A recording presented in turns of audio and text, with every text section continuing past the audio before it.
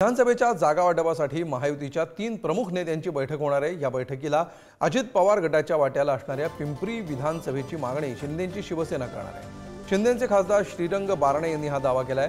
यावर पिंपरीची जागा राष्ट्रवादीची असून त्या जागेवरील अजित पवारांचा निर्णय मान्य असेल असं अण्णा बनसोडे यांनी म्हटलं।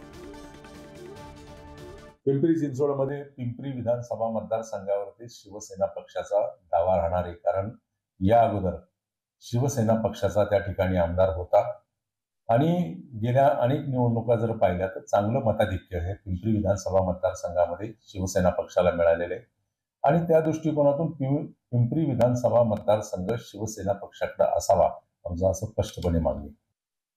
गेल्या अनेक वर्षापासून माहितीमध्ये काम करत असताना असा निर्णय झालेला आहे की ज्या ज्या पक्षाचे जे आमदार असतील त्या जागा त्या पक्षासाठी सोडण्यात येणार आहे। माझी खात्री आहे की पिंपरी ही राष्ट्रवादी काँग्रेस पक्षाची सीट आहे, आदरणीय दादांची सीट आहे, त्यामुळे जो दादा निर्णय घेतील तो आम्हाला मान्य असणार आहे।